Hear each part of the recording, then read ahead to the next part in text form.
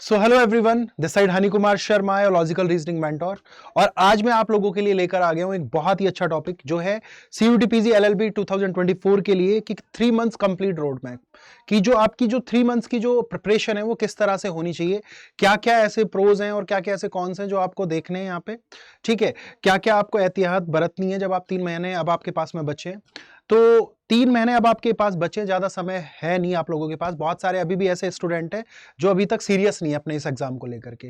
तो अगर आप चाहते हैं कि इस 3 महीने में आप पूरी तरह से तैयारी कर लें, किस तरह से आप एग्जाम को क्रैक कर सकते हैं, तो उसकी मैं एक छोटी सी आपको रणनीति बताने के लिए यहाँ पे बात करने आया हूँ। तो यहाँ पे देखते हैं कि कुछ जो चीजें हैं कि यहाँ पे 3 मंथ्स का जो कंप्लीट रोड मैप है, बिल्कुल जीरो से, एकदम जीरो से आप कैसे स्टार्ट कर सकते हैं। सबसे पहले तो अगर हम यहाँ पे बात करें जीरो से, अगर आपको स्टार्ट करना है तो उसके लिए आपको क्या है, जो जरूरी चीजें, सबसे पहले तो आपका है, पहला पॉइंट है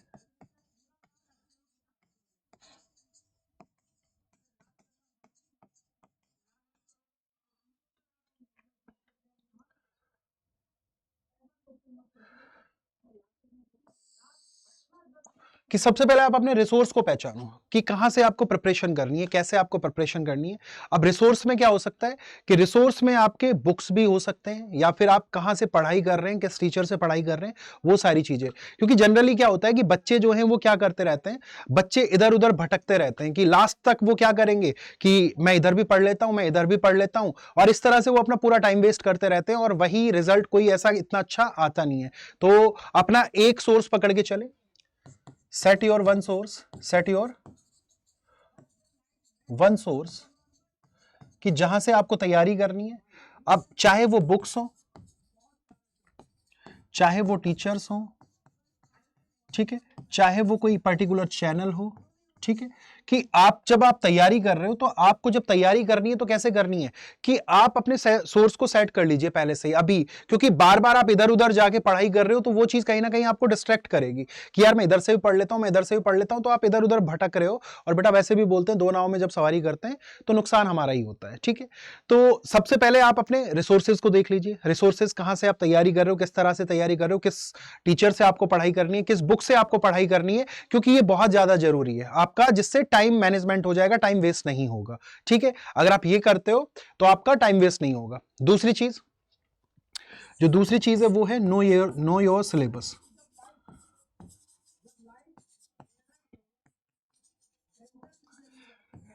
कि आप अपने सिलेबस को जानो, आप अपने सिलेबस को जानो कि आपको क्या क्या पढ़ना है, कौन कौन से सब्जेक्ट है जहां पे जिसके लिए आपको तैयारी करनी है। तो आप जब सिलेबस की बात कर रहे हैं तो यहां पे जो जो सब्जेक्ट है जिनकी आपको तैयारी करनी है, जैसे कि आप CUTPG 2024 के लिए पढ़ने जा रहे हैं, LLB के लिए, तो यहां पे जो आपका, जैसे अगर मैं बात करूं लॉजिकल रीजनिंग की, लॉजिकल रीजनिंग, लॉजिकल रीजनिंग आपका जो लास्ट ईयर CUTPG 2023 में जो क्वेश्चन आए थे लॉ के अंदर, वहां पे कितने क्वेश्चन थे आपके पास में लॉजिकल रीजनिंग से? 32 क्वेश्चन थे, अकेला 32 क्वेश्चन। ठीक है, अब टोटल आपके एग्जाम में, टोटल आपके एग्जाम में कितने क्वेश्चन है? 100 क्वेश्चन है, टोटल 100 क्वेश्चन है।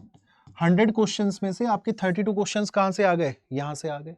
ठीक है, उसके बाद अगर मैं क्वांट की बात करता हूं, उसके बाद अगर मैं क्वांट की बात करता हूं तो क्वांट में भी आपके कितने? 22 के आसपास क्वेश्चन आए थे। ठीक है, 22 के आसपास। फिर अगर मैं इंग्लिश की बात करता हूं, इंग्लिश की बात करता हूं तो इंग्लिश में आपके टोटल 20 क्वेश्चन आए थे। इंग्लिश में आपके कितने क्वेश्चन आ गए? 20 क्वेश्चन आ गए। यानी कि ये 3 पोर्शन आपके मेजर पोर्शन है, यहां से कितने कितने क्वेश्चन आ गए? 32, 22, 20। यानी कि यहां से ही अकेले आपके 74 क्वेश्चंस पूछ लिए गए। अकेले यही 3 सब्जेक्ट से आपके कितने क्वेश्चन आ गए? 74 क्वेश्चंस आ गए। 74, अब 74 जो है बहुत बड़ा नंबर है। अब जो बाकी के जो क्वेश्चंस है आपके कहां से आ गए? अब देखो, इंग्लिश के साथ साथ आपकी हिंदी लैंग्वेज भी है, आप अपनी जो लैंग्वेज है हिंदी भी चूज कर सकते हैं, हिंदी से भी आप पेपर दे सकते हैं। ठीक है, उसके अलावा बाकी जो क्वेश्चन थे आपके कंप्यूटर से थे। ठीक है, और रिमेनिंग जो क्वेश्चन थे वो आपके कहां से थे? Current affair, GK and GS, यहां से आपके क्वेश्चंस पूछे गए हैं। बाकी के जो 24 को या जो 26 क्वेश्चन है वो यहां से पूछे गए हैं रिमेनिंग। तो सबसे पहले आपको पता होना चाहिए कि किन किन सब्जेक्ट के बारे में आपको पढ़ाई करनी है और आपका रिसोर्स क्या है, आप कहां से पढ़ाई कर रहे हैं, आप इधर उधर भटक नहीं रहे हैं। तो ये आपको बहुत ज्यादा हेल्प करने वाला है। ठीक है, इससे आपका टाइम मैनेजमेंट हो जाएगा, आप इधर उधर भटकेंगे नहीं, आप टाइम वेस्ट नहीं करेंगे और आप कंसंट्रेट होकर, फुली फोकस्ड होकर पढ़ाई करेंगे। ठीक है, अब इसके बाद जो अगली चीज आती है, जो अगला इंपॉर्टेंट पॉइंट है, वो है आपका टेस्ट सीरीज। अगर मैं यहां पे बात करूं तो टेस्ट सीरीज, कि टेस्ट सीरीज को लगाइए, टेस्ट सीरीज को लगाइए। टेस्ट सीरीज से क्या होगा कि सर टेस्ट सीरीज से आपको पता लगेगा आप कहां पे स्टैंड कर रहे हैं, ठीक है। टेस्ट सीरीज देने का जो एक सबसे बड़ा फायदा होता है, जब भी आप कोई टेस्ट सीरीज लगाते हैं, तो चाहे आप सेक्शनल टेस्ट लगा रहे हैं या फिर आप ओवरऑल पूरा टेस्ट लगा रहे हैं, तो उससे एक बेनिफिट ये होता है, जो सबसे बड़ा बेनिफिट है कि आपको ऑल इंडिया अपनी रैंक पता लग जाती है कि आप इतने बच्चे अगर कॉम्पिटिशन में जा रहे हैं तो मेरी रैंक कहां पे, मैं कहां पे स्टैंड कर रहा हूं। मान लो 5000 बच्चे अगर टेस्ट दे रहे हैं, आपकी रैंक आ रही है, मान लिया 500 रैंक आया आपका टेस्ट देने के बाद में, तो आपको पता लगा कि मैं यहां पे स्टैंड कर रहा हूं, मुझे कितनी और मेहनत करने की जरूरत है। मान लिया आपका 2000 रैंक आ रहा है या फिर आपका 3000 रैंक आ रहा है 5000 में से, तो आपको एक आइडिया लगेगा कि मुझे और कितनी मेहनत करनी है इस 3 महीने में, मुझे अपने आप को और कितना शार्पन करना है, ठीक है, कितनी और मेरे को अपने ऊपर मेहनत करने की जरूरत है, तो ये आप करेंगे। अब टेस्ट सीरीज में दो तरह से टेस्ट होंगे, एक तो आपकी होती है sectional test series, sectional test series कि सेक्शनल टेस्ट सीरीज से आपको क्या हेल्प मिलेगी कि लेट्स सपोज कि अगर मैं बात कर रहा हूं रीजनिंग के सेक्शन की, कि रीजनिंग के सेक्शन में आपने टेस्ट लगाया, अब यहां पे रीजनिंग के क्वेश्चन आ गए, तो आपको पता लग गया कि रीजनिंग का एक पर्टिकुलर सेक्शन मैंने लगा लिया कि मेरे को इन चैप्टर्स में बहुत ज्यादा प्रैक्टिस करने की जरूरत है। लेट्स सपोज ब्लड रिलेशन आपसे नहीं बन रहा है, लेट्स सपोज डायरेक्शन सेंस आपसे नहीं बन रहा है, आपसे पजल्स नहीं बन रही है, आपसे वेन डायग्राम नहीं बन रहा है, तो ये वो ऐसे चैप्टर्स हैं, आपसे सिलोजिज्म नहीं बन रहा है, तो जहां पे आपको मेहनत करने की जरूरत है, ठीक है। सेक्शनल के बाद आता है full length mock test, full length mock test. अब फुल लेंथ मॉक टेस्ट जब आप दोगे तो आपको क्या पता लगेगा, ये दोनों लगाने से आपको क्या पता लगेगा, आपके वीक एरियाज के बारे में पता लग जाएगा कि आपके वीक एरियाज क्या हैं। जैसे फुल लेंथ मॉक टेस्ट में वीक एरिया कैसे पता लगा कि लेट्स सपोज आपने रीजनिंग में अच्छा स्कोर किया है, आपने इंग्लिश में भी अच्छा स्कोर किया है, आपने करंट अफेयर्स में अच्छा स्कोर कर लिया, लेकिन कहीं ना कहीं आप लैग कर गए क्वांट सेक्शन के अंदर, या फिर मान लेते हैं आप कंप्यूटर सेक्शन के अंदर लैग कर गए, तो अब आपको एक चीज पता लग गई कि ओवरऑल आपको क्या करनी है, ओवरऑल आपको इस पर्टिकुलर सब्जेक्ट पे और मेहनत करनी है।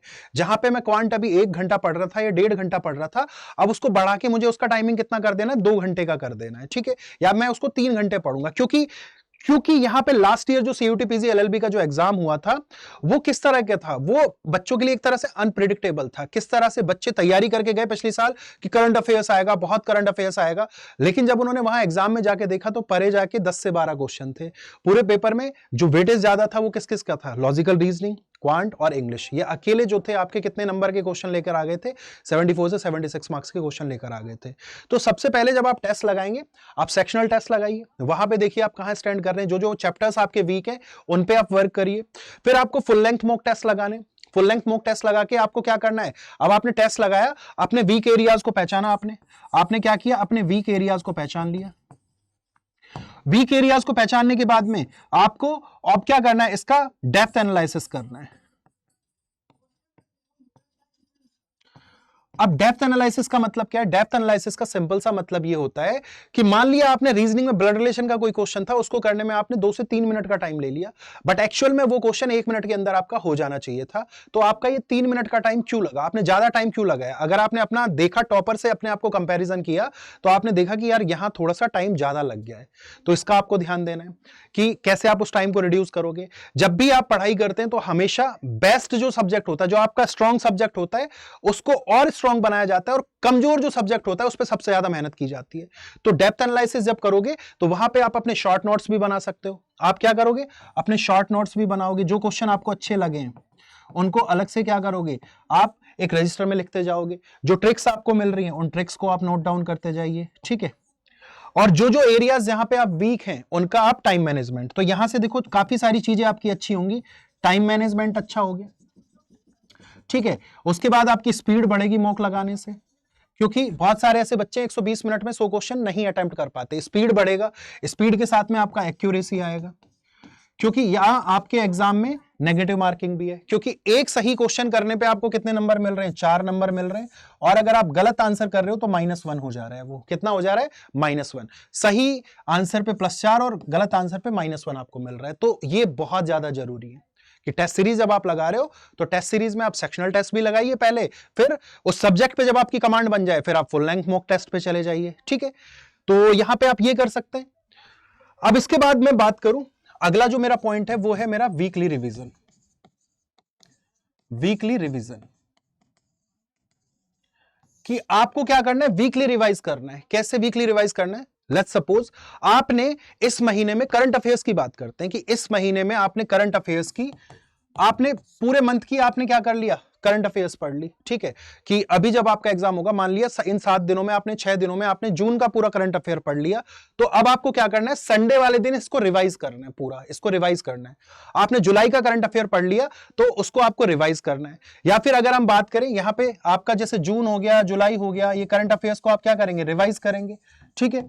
अगर इसी के साथ मैं बात करूं लॉजिकल रीजनिंग की, मान लिया लॉजिकल रीजनिंग में आपने 2 चैप्टर्स पढ़े इस वीक में, आपने एक वीक में 2 चैप्टर या फिर 3 चैप्टर पढ़ लिए, ठीक है। अब आपका गोल क्या रहेगा, मंथ के वीक के लास्ट में आप क्या करोगे, रिवाइज कर दोगे, जिससे अब आपका जब एक बार आपका रिवाइज हो जाएगा ना, जैसे आपने ब्लड रिलेशन पढ़ लिया, आपने सिलोजिज्म पढ़ लिया, ठीक है, एक बार आपने इसके कॉन्सेप्ट को गो थ्रू कर लिया और उसके बाद आपने इस पे 30-30 40-40 क्वेश्चन लगा दिए, तो उससे क्या हो गया, आपका रिवीजन हो गया, आपकी कमांड बन गई उन चैप्टर्स पे। तो वीकली रिवीजन बहुत ज्यादा इंपॉर्टेंट है। अगर मैं बात करूं सेम क्वांट के लिए, कि क्वांट में आपने मान लिया 2 चैप्टर पढ़े, ठीक है, या 3 चैप्टर पढ़ लिए, तो उनको एक बार रिवाइज कर डालो संडे वाले दिन बैठ के, या सैटरडे संडे आप 5 दिन अच्छे से पढ़ाई करो और 2 दिन आप क्या करो, रिवीजन कर लो, तो that will be very beneficial for you all, ठीक है, वो ज्यादा फायदा देगा आप लोगों को। सेम आपका कंप्यूटर और किसके साथ हो रहा है, कंप्यूटर और किसके साथ हो रहा है, वो चीज आपका यहां पे इंग्लिश के साथ भी हो रहा है, सेम चीज आप यहां पे कर सकते हो। तो जितना जितना आप कवर करते जा रहे हो, जितना पोर्शन आप कवर करते जा रहे हो, उसको टाइमली वीकली उसको क्या करते जाओ, रिवाइज करते चले जाओ, जिससे आपके ऊपर बर्डन नहीं बढ़ेगा, ठीक है। दूसरा, अगर आप ऑनलाइन पढ़ाई कर रहे हो, तो जो बैकलॉग्स हैं उनको अवॉइड करो, अवॉइड बैकलॉग्स, कि जितने भी आपके जो अब तक आप जैसे ऑनलाइन क्लासेस कर रहे हो, अगर आप ऑनलाइन क्लासेस कर रहे हो तो ऑनलाइन क्लासेस में क्या हो रहा है बेटा, या फिर आप ऑफलाइन भी क्लासेस कर रहे हो, तो आप अपने ऊपर ना बैकलॉग्स को मत आने दो इस लास्ट टाइम में। बैकलॉग का मतलब क्या होता है कि बैकलॉग से सिंपल सा मतलब ये है कि आज आपने क्लास नहीं ली, मान लिया कल भी आप क्लास नहीं ले पाए, तो अब आप क्या करोगे, चलो मैं इन क्लासेस को बाद में देख लूंगा। अब वो बाद वाला जो टाइम है ना, वो कभी नहीं आता है, वो बाद वाला टाइम कभी नहीं आता है। तो इसलिए आपको क्या करना है, जैसे मान लिया आज आपकी छुट्टी हो गई, तो कल उस आपको पिछला बैकअप जो है, जो आपका बैकलॉग हो गया, उसको खत्म कर देना है, कल में निपटा देना है। या फिर एक पर्टिकुलर डे आपने मान लिया आपका फ्राइडे का क्लास मिस हुआ, तो संडे को बैठ के आप क्या करोगे, पहले उन क्लासेस को खत्म करोगे, जिससे आगे और आपके ऊपर बर्डन ना बढ़े। क्यों? क्योंकि अगर आप बैकलॉग्स को अवॉइड करोगे तो आपके ऊपर एक्स्ट्रा बर्डन नहीं आएगा, एक्स्ट्रा बर्डन नहीं आएगा। और जब आपके ऊपर बर्डन आता है तो कहीं ना कहीं आपका माइंड भी प्रेशराइज हो जाता है, यार मेरे तो ये चैप्टर बचने हैं, अभी मुझे 3 दिन की क्लासेस और देखनी है, तो आप उतना ज्यादा इफेक्टिवली जो लाइव क्लासेस चल रही है उन पर भी फोकस नहीं कर पाते हो, कहीं ना कहीं वो भी आपके लिए एक ड्रॉबैक हो जाता है। तो इसलिए आप बैकलॉग्स को अवॉइड कीजिए, कि आप अपना सिलेबस इकट्ठा मत करने दो, अपने ऊपर बर्डन मत बनने दो, उसको टाइमली आप क्या करते जाओ, एक साथ में करते चले जाओ, वो चीजें वहीं पे आपकी क्या हो जाएंगी, बहुत अच्छे से मैनेज हो जाएंगी। तो वीकली रिवीजन करना है, बैकलॉग्स को अवॉइड करना है। अब उसके बाद में हम अगला, अगर मैं पॉइंट की बात करूं तो अपने डिस्ट्रैक्शंस को देखो, जो भी डिस्ट्रैक्शंस हैं इन्हें अवॉइड कीजिए, इनको क्या करना है, आपको अवॉइड करना है। डिस्ट्रैक्शंस को कैसे अवॉइड करेंगे आप, डिस्ट्रैक्शंस को किस तरह से अवॉइड करेंगे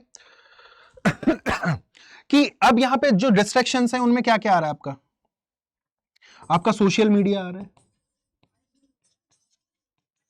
ठीक है। आप अपना जो टाइम है, अधिकतर टाइम आजकल क्या होता है, बच्चे पढ़ते पढ़ते मेरा मन नहीं लग रहा, चलो मैं 2 मिनट ना YouTube शॉर्ट्स देख लेता हूं। अब जब आप शॉर्ट्स देख रहे हो तो क्या कर रहे हो आप, लास्ट में उस 2 मिनट के चक्कर में आपने क्या कर दिया, पूरा आपको समझ में आ रहा है 2 घंटे वेस्ट कर दिया, आपको नहीं समझ में आया आपने कितना टाइम दे दिया है वहां पे। तो इसलिए जो सोशल मीडिया है उसको अभी 3 महीने के लिए मैं तो कहता हूं नहीं चलाओगे तो भी कोई प्रॉब्लम नहीं होगा, तुम्हारे जीवन में कोई भूचाल नहीं आ जाएगा। कि तुम्हें भी पता है घर का फ्रिज है, आपको पता है उसमें कुछ भी नहीं है, बट फिर भी आप जाके खोल के देखते हो, तो वही सेम हाल किसका है, सोशल मीडिया का है, ठीक है। तो आपको पता है व्हाट्सएप पे आपको कोई मैसेज नहीं कर रहा भैया, इंस्टाग्राम पे कोई आपको मैसेज नहीं कर रहा है, तो 3 महीने के लिए अगर आप ऐसा नहीं करते हो तो कोई बहुत बड़ा ऐसा नहीं होगा, प्रलय आ जाएगी कि जो है हम लोग कहीं बहुत पीछे हो जाएंगे, इकोनॉमी डाउन हो जाएगी हमारी, अगर आप सोशल मीडिया नहीं चलाओगे तो ये सारी चीजें कुछ भी नहीं होंगी ऐसी। तो सबसे अच्छा क्या है कि आप अपने जो भी जितने भी सोशल मीडिया डिस्ट्रैक्शंस हैं उनको अवॉइड करो, कि वहां पे आपका टाइम वेस्ट ना हो, क्योंकि आप थोड़े से टाइम के लिए बहुत ज्यादा टाइम कहीं ना कहीं वेस्ट कर जा रहे हो, और बहुत सारे बच्चे आप मेरी इस बात से अग्री भी करेंगे, ठीक है। दूसरा, अपने टाइम को मैनेज कीजिए लेजर टाइम में, यानी कि मैं सो ही रहा हूं कि मैं सो ही रहा हूं, कि मैं सो रहा हूं तो सो रहा हूं, अब मैं 8 घंटे सोऊंगा, मैं 10 घंटे सोऊंगा। नहीं भाई, ये 3 महीने ना थोड़ा कम नींद ले लेते हैं, क्योंकि अगर आप थोड़ा सा कम नींद लेके अपना एक प्रॉपर टाइम मैनेजमेंट बना लेते हैं, कि आप प्रॉपर टाइम मैनेजमेंट बना लेते हैं कि टाइम वेस्ट मत करो। यहां पे सिंपल सी बात है, टाइम वेस्ट नहीं करना है। अगर हमें पता है कि अगर मैं 6 आवर्स का स्लीप मेरे लिए सफिशिएंट है, तो मैं सो जाऊंगा ना 6 घंटे, उसके बाद मेरे पास दिन में 18 घंटे बचते हैं, तो मैं उन 18 घंटे को अपने हिसाब से मैनेज कर सकता हूं, सब्जेक्ट वाइज डिवाइड करके, कि सब्जेक्ट वाइज मैंने उनको सब्जेक्ट वाइज क्या कर दिया, डिवाइड कर दिया, कि मैं इतना टाइम इस सब्जेक्ट को दे रहा हूं, मैं इसमें अपने लेक्चर्स भी देख लूंगा, मैं इसमें इतनी प्रैक्टिस भी कर लूंगा। तो टाइम वेस्ट मत करो, ठीक है। आपके लिए 6 आवर्स का स्लीप जो है बहुत जरूरी होता है, एक हेल्दी स्लीप होता है 6 आवर्स का। और साइंटिस्ट भी ये बात बोलते हैं कि अगर आप पूरे दिन में आप कितने भी थके हुए हो, अगर आप 6 से 7 घंटे अगर आप अच्छे से सोए हो, एकदम लग के सोए हो, तो आप क्या कर रहे हो, आपके लिए वो बहुत अच्छी नींद है। उसके बाद आप पूरे दिन एनर्जी के साथ काम कर सकते हैं। तो अपना सोशल मीडिया जो है उसको अवॉइड कर दो थोड़े टाइम के लिए, टाइम वेस्ट मत करो फालतू चीजों पे, कि नहीं मैं तो अब 3 बजे तक जाग रहा हूं और मैं बस रील्स देख रहा हूं, मैं शॉर्ट्स देख रहा हूं और मैं सो भी नहीं रहा हूं टाइम से। अब मैं रात में सोया 3 बजे और अब मैं सुबह उठ रहा हूं 12 बजे, तो वो कोई फायदा नहीं, उसमें आपने ऐसा कुछ नहीं किया, उल्टा आपने अपना टाइम वेस्ट कर दिया, ठीक है। उसके बाद में अगला जो पॉइंट है, सेट योर गोल्स। अगला जो पॉइंट है यहां पे हम बात करेंगे सेट योर गोल्स। ये बहुत इंपॉर्टेंट पॉइंट है, ये बहुत इंपॉर्टेंट पॉइंट है, लास्ट पॉइंट है और बहुत ज्यादा इंपॉर्टेंट पॉइंट है कि आप अपने गोल्स को किस तरह से सेट कर रहे हैं। जैसे कि मैंने मान लिया कि अगर आप क्वांट पढ़ाई कर रहे हैं, क्वांट की पढ़ाई कर रहे हैं, तो आपने अपने आप को टाइम दिया कुछ कि मुझे 20 से 25 डेज में, इतने दिन में, विद इन 20 to 25 डेज मेरे को क्वांट फिनिश करना है, मेरे को क्वांट फिनिश करना है। और फिर इसके बाद में बस क्या करूंगा, रिवीजन करूंगा इसका। तो अपने गोल्स को सेट करो कि आज मुझे क्वांट के कितने चैप्टर पढ़ने, आज मैं परसेंटेज को खत्म कर दूंगा, कल मैं प्रॉफिट एंड लॉस को खत्म कर दूंगा, फिर मैं एक दिन ऐसा ही खत्म करूंगा, फिर मैं सीआई खत्म करूंगा। अगर आप ऐसे कर करके भी अगर करते हैं तो जल्द से आप क्या करेंगे, अपने सिलेबस को कवर कर लेंगे, ठीक है। उसके बाद अगर आप सेम रीजनिंग पढ़ रहे हैं आप, तो रीजनिंग के लिए भी अगर आप टाइम दे रहे हैं अपने आप को, ठीक है, कि मैं भैया 20 दिन में रीजनिंग को खत्म करूंगा, 20 डेज में मैं रीजनिंग को खत्म करूंगा। खत्म करने के बाद यहां पे आपने क्या कर लिया, आपने चैप्टर वाइज इनको खत्म कर दिया। आपने क्या किया, चैप्टर वाइज इनको खत्म कर लिया। अब आपके पास एक, आपके ऊपर माइंड से प्रेशर हट गया कि मैंने पढ़ा नहीं है, अब आपने पढ़ लिए, चैप्टर्स पढ़ लिए। अब आपके पास जो बचा रिमेनिंग वो क्या है, रिवीजन करना है आपको। आपको क्या करना है, यहां पे रिवीजन करना है, और आप रिलैक्स होकर फ्री माइंड से आराम से रिवीजन कर सकते हो, ठीक है। उसके साथ में अगर गोल्स को सेट कर रहे हो, अब देखो गोल्स जो हैं 2 तरीके से सेट होते हैं, कि जैसे आज मैं लाइब्रेरी जा रहा हूं, मैं पढ़ाई करने जा रहा हूं लाइब्रेरी में, तो पढ़ने के भी 2 तरीके होते हैं। एक बच्चा होता है लगातार 3 घंटे बैठ के पढ़ाई कर रहा है, ठीक है, लेकिन उस 3 घंटे में उसने एक्चुअल में पढ़ाई कितनी करी, 45 मिनट, ठीक है। बाकी वो क्या करता रहा, कभी फोन उठा के देख रहा है, कभी पड़ोसी को छेड़ रहा है, कभी कुछ कर रहा है। तो ऐसा ना करके आप अपना माइंड सेट करके जाइए, सुबह सुबह उठिए फ्रेश, आराम से फ्रेश वगैरह होके, आप अपना नहा धो के पूजा पाठ करके, या फिर जो भी आप करते हैं, ठीक है, आप अच्छा सा हेल्दी ब्रेकफास्ट करके आप लाइब्रेरी जाइए। लाइब्रेरी जाने के बाद में आपको क्या करना है, आप अपना आज का पूरे डे का एक गोल सेट कर लीजिए कि आज मेरा ये टारगेट है, इतने चैप्टर्स मेरे को फला फला सब्जेक्ट में इतने इतने मेरे को कवर करके आने लाइब्रेरी से। जब आप ऐसा करके आओगे ना, आपका खुद का कॉन्फिडेंस बूस्ट होगा, आपका मोरल बूस्ट होगा, और आप देखना विद इन 1 मंथ और 1.5 मंथ आपका पूरा सिलेबस कवर हो जाएगा, और आप आराम से रिवीजन पे फोकस कर पाएंगे। फिर लेजर टाइम में जो आपका रिमेनिंग टाइम होगा उसमें आप क्या करेंगे, सिर्फ और सिर्फ रिवाइज करेंगे, वहां पे वो आपके लिए बहुत ज्यादा हेल्प होगी, ठीक है। तो अपना टाइम वेस्ट मत करो, सिंपल सा अपने गोल्स को सेट करो कि इतने दिनों में मुझे पर्टिकुलर सब्जेक्ट को फिनिश करना है, और इतने दिनों के मैं इसको मैं निपटा के फिर अब मैं ये करूंगा, ठीक है। डेली आपको क्या करना है, न्यूज़पेपर पढ़ो, न्यूज़पेपर डेली पढ़ो। उससे क्या होगा, न्यूज़पेपर जब आप डेली पढ़ोगे 2 चीजें होती हैं, आपका इंग्लिश अच्छा होगा, ठीक है, आपका वोकैब अच्छा होगा, साथ में आपका करंट अफेयर्स का पोर्शन भी अच्छा होगा। तो डेली कम से कम 1 घंटा आपको न्यूज़पेपर को भी दे रहे हो तो वो ठीक है। आप इतना अगर कर रहे हो, इंग्लिश वोकैब, आपका इंग्लिश अच्छा हो रहा है, वोकैब अच्छा हो रहा है, करंट अफेयर्स अच्छे हो रहे हैं, अगर आप 1 घंटा न्यूज़पेपर पढ़ रहे हो तो कोई बहुत ज्यादा टाइम नहीं दे रहे हो। अगर 1 घंटा न्यूज़पेपर पढ़ के आपको इतना फायदा हो रहा है तो आप कर सकते हो वो काम, ठीक है। उसके अलावा अगर आपको कंप्यूटर आपके लिए नया सब्जेक्ट है, कंप्यूटर पढ़िए, कंप्यूटर को एक टाइम, प्रॉपर टाइम मैनेजमेंट के साथ में, देखो ज्यादा बड़ा सिलेबस भी नहीं है, बहुत ज्यादा बड़ा सब्जेक्ट भी नहीं है, तो आप इसको बड़ी जल्दी इसको फिनिश कर सकते हैं। एक पर्टिकुलर टाइम दे देते हैं, मान लिया 7 डेज में आपको कंप्यूटर को फिनिश करना है, तो आप कर सकते हो, आराम से कर सकते हो, ठीक है। लेकिन अगर मैं बात करूं जीके जीएस की, जैसे यहां पे आपके कई सब्जेक्ट आ जाते हैं, हिस्ट्री आ गया, पॉलिटी आ गया, ज्योग्राफी आ गया, केमिस्ट्री आ गया, फिजिक्स आ गया, तो इन सबको आप पढ़ सकते हैं कैसे? आपके पास एक बुक आती है ल्यूसेंट, उससे आप पढ़ सकते हैं, या फिर आपने जो नोट्स बना रखे हैं उनसे आप पढ़ाई कर सकते हैं। तो जब आप अपने गोल्स को सेट करके चलेंगे तो आप देखेंगे विद इन 1 और 1.5 मंथ आपका सिलेबस कंप्लीट हो जाएगा, आपका सिलेबस जो होगा क्या हो जाएगा, कंप्लीट हो जाएगा। और उसके बाद फिर आपके पास क्या बचेगा, सिर्फ रिवीजन बचेगा, रिवीजन। तो रिवीजन करो, प्रैक्टिस करो, ठीक है। प्रीवियस ईयर पेपर्स लगाओ, पीवाईक्यूज लगाओ, पीवाईक्यूज लगाओ, उससे आपको पता लगेगा किस टाइप का पेपर आता है, कैसे क्वेश्चन आपसे एग्जाम में पूछे गए लास्ट ईयर। पीवाईक्यूज पे फोकस कर दो अपना, ठीक है, पीवाईक्यूज लगा दो साथ में अपने। तो काफी सारी ऐसी चीजें अगर आप करना चाहो तो सब कुछ कर सकते हो, क्योंकि बेटा करने से ही होगा। अगर सिर्फ सोचते रहोगे ना तो आप सोचते रह जाओगे, आपका कॉम्पिटिटर बहुत आगे निकल जाएगा। तो करने से होगा, मेरी बात को आज ध्यान रख लीजिए। और अगर आप सोच रहे हैं कि मैं कैसे करूं तैयारी, ये सारी चीजें मेरे लिए बहुत नहीं है, तो बेटा उसके लिए भी सॉल्यूशन है। हम अड्डा 24/7 जो कि सबसे बड़ा प्लेटफॉर्म है, सीयूटी पीजी 2023 में भी हमने सबसे अच्छे रिजल्ट दिए पूरे इंडिया के अंदर। आप हमारे वीडियोस में जाके देख सकते हैं, आप हमारे टॉपर्स को देख सकते हैं, टॉपर स्टॉक को जाके देख सकते हैं कि किस तरह से हमने रिजल्ट दिए सीयूटी पीजी एलएलबी 2023 में, जब कोई सोच भी नहीं रहा था कि ये एग्जाम, इतना बड़ा एग्जाम सामने बन के आएगा। हम लोगों ने वहां पे अपने आप को प्रूव करके दिखाया, ठीक है। तो यहां पे अब आप लोगों की जो टेंशन है इसको दूर करने के लिए हम लोग लेकर आ गए क्या, आप यहां पे जाइए अड्डा 24/7 पे, आप सर्च कीजिए अड्डा 24/7 गूगल पे जाके, और India's largest vernacular learning platform. जब आप इस पे जाएंगे उसके बाद आपको जाना है ऑल कोर्सेज में, आपको चूज करना है अंडर ग्रेड एंट्रेंस एग्जाम्स, और यहां पे आपको जाना है लॉ एंट्रेंसेज में। तो अभी आपके लिए सीयूटी एलएलबी आप जब चूज करेंगे, एक नया बैच आ चुका है, निश्चय बैच आपके लिए आ चुका है, निश्चय बैच। निश्चय बैच में आपको क्या क्या मिल रहा है, 200 घंटे की लाइव इंटरेक्टिव क्लासेस दी जा रही है, 80 टेस्ट सीरीज आपको दी जा रही है, 140 ई बुक्स आपको दी जा रही है। मैं यहां पे टेस्ट सीरीज आपको दिखाता हूं, यहां पे सेक्शनल टेस्ट भी आपको दिखाई दे रहे हैं, अपने सारे सेक्शनल टेस्ट दे सकते हैं आप, रीजनिंग, क्वांट, इंग्लिश, सारे सेक्शनल टेस्ट यहां पे आपको दिखाई देंगे। उसके अलावा आप क्या कर सकते हैं, उसके अलावा आपके पास में फुल लेंथ मॉक टेस्ट भी है, फुल लेंथ मॉक टेस्ट भी है जो आप लगा के अपना सेल्फ एनालिसिस कर सकते हैं। यहां पे इस बैच में आपको सब कुछ मिल रहा है, वो जो सभी चीजें जो आपके लिए जरूरी है। आपको 140 ई बुक्स दी जा रही है, जहां पे आपके सारे सब्जेक्ट जो हैं उनकी ई बुक्स दी जा रही है, जहां पे आप प्रैक्टिस कर सकते हैं। तो आपको नोट्स के लिए भी कोई ऐसा प्रॉब्लम नहीं होगा कि मैं कहां से प्रैक्टिस करूं, कैसे प्रैक्टिस करूं, वो सारी चीजों के लिए भी आपको परेशानी नहीं होगी। तो यहां पे आपको करना क्या है, यहां पे जाइए, जल्दी से बाय नाउ पे क्लिक कीजिए, और आपको कोड लगाना है। कोड क्या यूज करना है, आपका कोड जो है वो है, यहां पे आपको एक कोड यूज करना है। कोड है आपका, एंटर कोड पे जाएंगे Y695, आपको कोड यूज करना है Y695। जब आप ये कोड लगाएंगे Y695, तो देखिए ये पूरा जो बैच है आपको कितने में दिखाई दे रहा है, 32,000 का जो बैच है 7,360 में। लेकिन जब आप मेरा कोड यूज करेंगे Y695, जब आप मेरा कोड यूज करेंगे Y695, तो यहां पे ये आपको 1% और एक्स्ट्रा डिस्काउंट देगा। आपको इसके लिए अड्डा 24/7 की ऐप को इंस्टॉल करना होगा, आप ऐप इंस्टॉल कीजिए, और ऐप पे आप जाके इनको परचेज करेंगे इस बैच को, तो यहां पे आपको 1% और एक्स्ट्रा डिस्काउंट मिलेगा। यूज कॉइन्स पे जाएंगे आप, जब यूज कॉइन्स पे जाइए और कॉइन्स को यूज कीजिए, और ये पूरा बैच जो पड़ेगा आपको पड़ेगा 7040 में, 7,040 रुपए में आपको ये पूरा बैच पड़ जाएगा।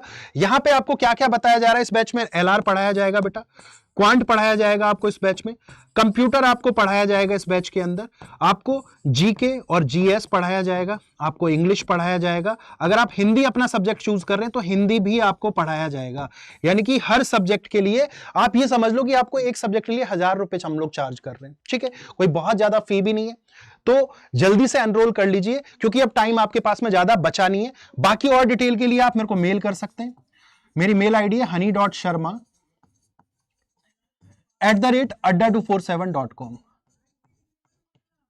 आप इस मेल आईडी पे मुझे मेल भी करके आप अपनी सारी क्वेरीज मुझसे पूछ सकते हैं। तो जल्दी से जाइए, आपको कोड यूज करना है Y695, और आप फटाफट से इस बैच में एनरोल कर लीजिए, क्योंकि अभी रीजनिंग इस बैच में जस्ट स्टार्ट ही हुआ है, ये बैच अभी रिसेंट में ही स्टार्ट हुआ है।